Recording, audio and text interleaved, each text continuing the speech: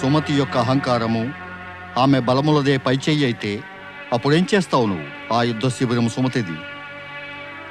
ఆ నీ కొత్త శిష్యుడు వజ్రసేనుడు ఆమెను పరాజితురాలను చేయగలడా? నువ్వు పరమశివుని యొక్క పరమభక్తుడివి. ఆయన కృపపైన నీకు సంపూర్ణ విశ్వాసముంది.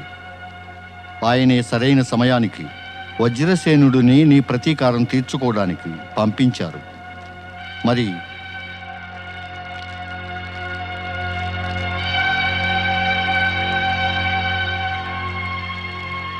దేవాధిదేవ మహాదేవ, ఓ శివశంకర, నాకు పూర్తి నమ్మకముంది. తమరు తమ భక్తుని స్వాభిమానాన్ని రక్షిస్తారు. నా శిష్యుడు వజ్రసేనుణ్ణి సఫలీకృతుణ్ణి చేస్తారు. ఓ పరమశివ, తమరి మహిమ అపారమైంది. నాపై తమరి కృపని తప్పక చూపండి ప్రభు.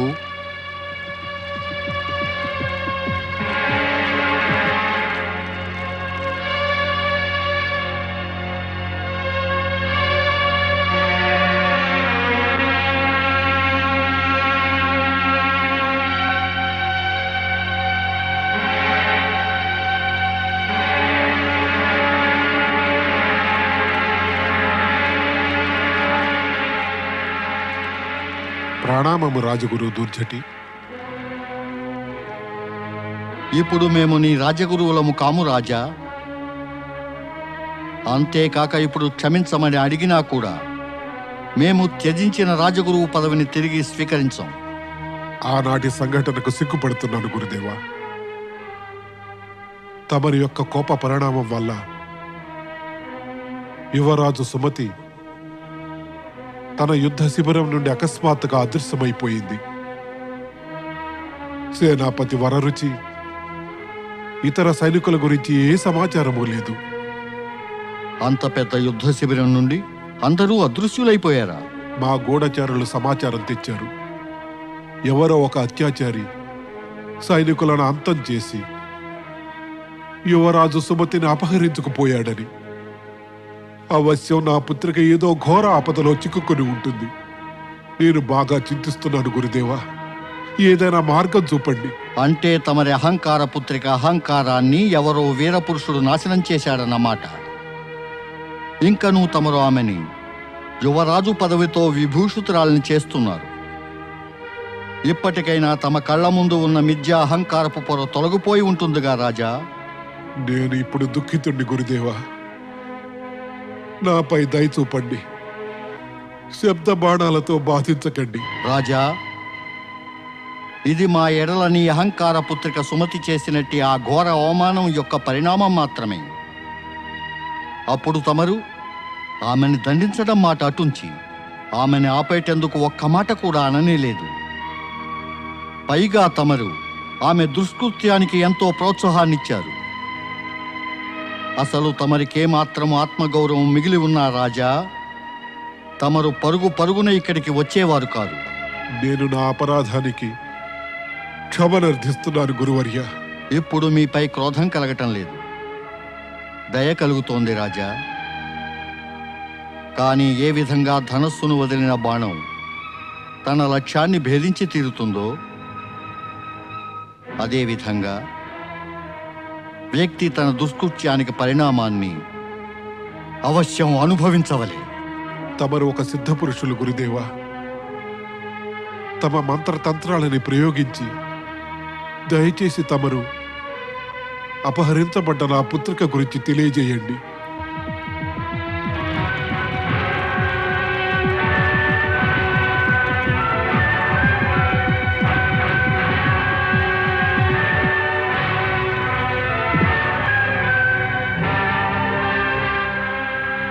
పుత్రి, పుత్రి, నువ్వు కుశలంగానే ఉన్నావా? ఎక్కడున్నావు నువ్వు? నిన్ను రక్షించినటువంటి ఈ వీరపురుషుడు ఎవరు? యువరాజు సుమతి, ఇప్పటికైనా తమరిని విశ్వసించవచ్చునంటారా? తిరిగి ఇంకోమారు తమరు పారిపోయే యత్నం చేయరు కదా? వీరశిష్య వజ్రసేన, మేము నీ వీరత్వానికి గర్విస్తున్నాం. సుమతి చెయ్యి నీ చేతిలో చూసినంతనే మాకు అర్థమైంది. నువ్వే విధంగా ఈ అహంకారిని వశం చేసుకుని ఉంటావో. రాజకుమారి, ఈయన మా రాజగురువు ధూర్జటి.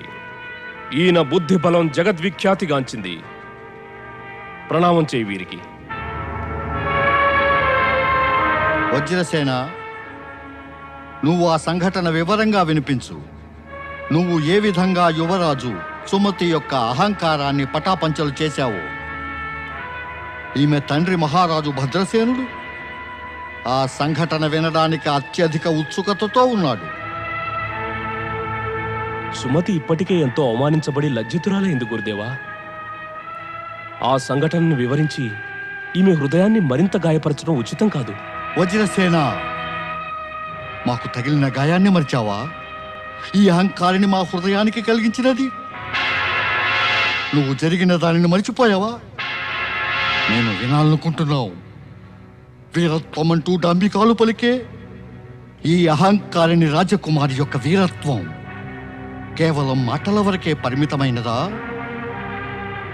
మాకు ఆ సంఘటన వింటుంటే శాంతి కలుగుతుంది వజ్రసేన. నేను వీళ్ల యుద్ధ శిబిరానికి చేరినప్పుడు సుమతి తన అసమర్థ సేనాపతి పిరికి సైనికులతోటి యుద్ధాభ్యాసం చేస్తోంది.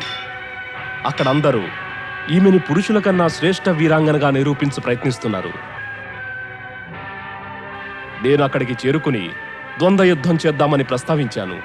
శిబిరంలోకి అనుమతి లేకుండా ప్రవేశించినందుకు దండనగా ఈమె నన్ను శిబిరం విడిచి వెళ్ళిపోమని ఆదేశించింది. ఇక నువ్వు వెళ్ళవచ్చు. ఇంకా చెప్పు, మరి సుమతిని ప్రతిపాదనని ఎలా అంగీకరించింది? మాటి మాటికి బలవంతం చేయగా ఈమె అహంకారం జాగృతమై ఒక ఒప్పందం పైన నాతో ద్వంద్వ యుద్ధం చేయడానికి ఒప్పుకుంది. అంతకు ముందే నీ ఒప్పందం చెప్పడం ఆవశ్యకము కదా? ఆ ఒప్పందం పరిణామం వల్లే ఈ సుమతి నా అధీనం అయింది.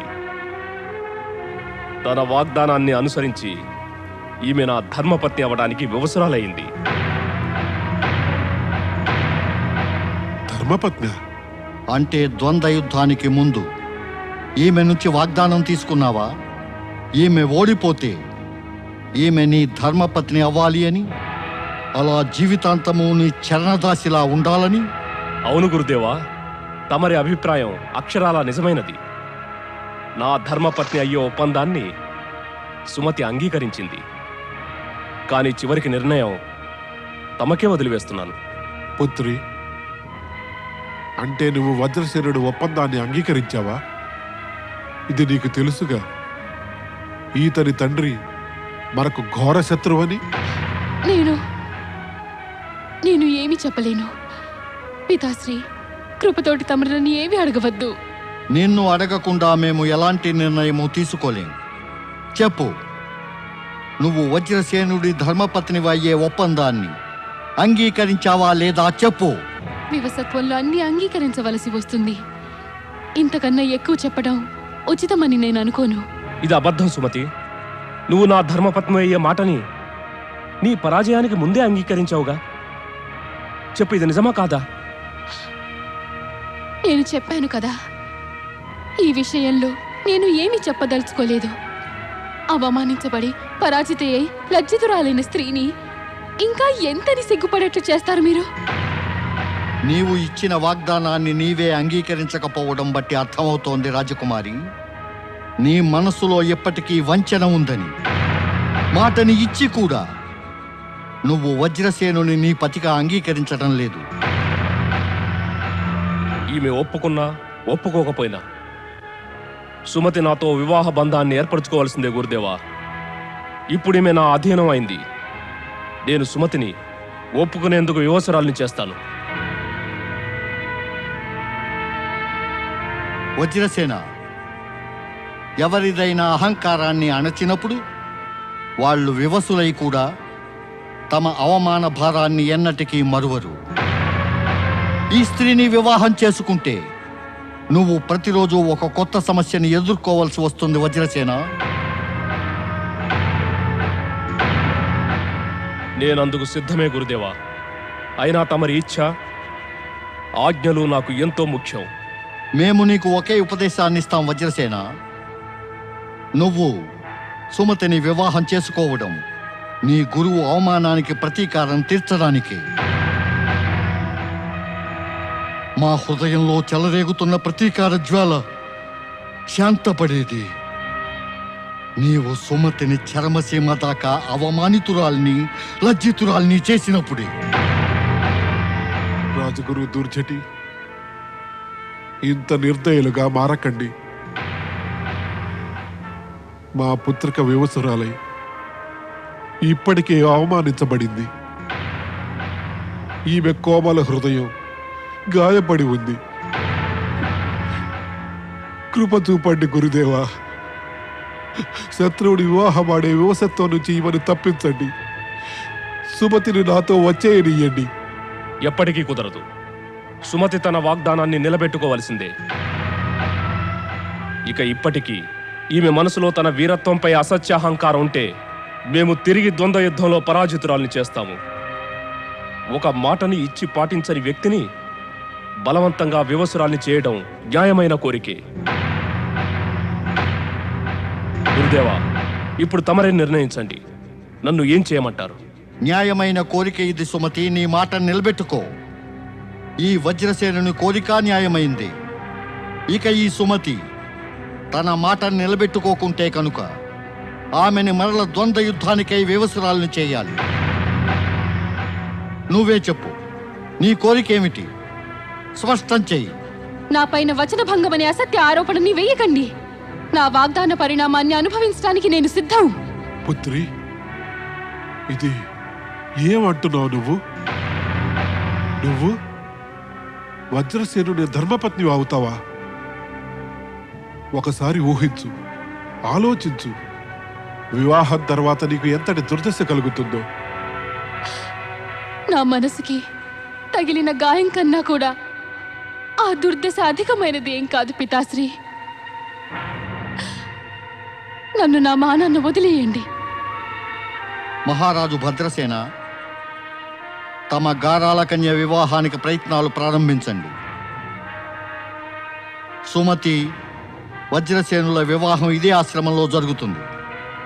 మేము స్వయంగా ఈ వివాహ విధిని నిర్వర్తిస్తాం. మరి గురుదేవా?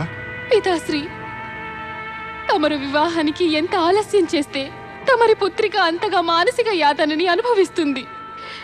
కృప చూపి తమరు శీఘ్రమే కన్యాదానం చేసి నన్ను, మిమ్మల్ని ఈ బాధ నుంచి ముక్తులని చేయండి. నేను మీ పాదాలని పట్టుకుంటాను. ఏడవకు పుత్రి. విధాత యొక్క కఠోర హృదయం నీ ఈ దుర్దశని చూసి అవశ్యం ద్రవిస్తుంది, అవశ్యం ద్రవిస్తుంది.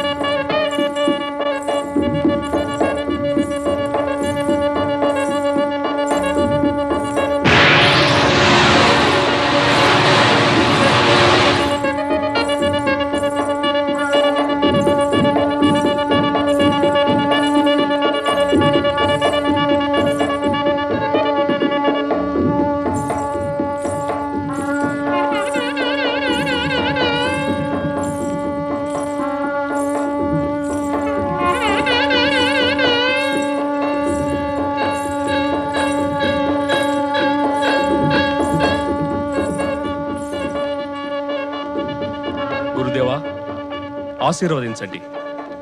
నేను తమరి ఆదేశాన్ని పాటించగలగాలి. మా ఆశీర్వాదం సదా నీకు తోడుగుంటుంది వజ్రసేన. మరి కానీ నీ ధర్మపత్ని మా ఆశీర్వాదానికి అధికారం కోల్పోయింది. నేను మహా కష్టాలను ఎదుర్కొనేందుకు సిద్ధమే. తమరు ఆశీర్వదించినా అభిశాపమిచ్చినా నాకు ఎలాంటి తేడా ఉండదు. తమరి ఇచ్చ అయితే పూర్తయింది కదా, ఇక నన్ను తీసుకువెళ్ళండి ఇక్కడి నుంచి.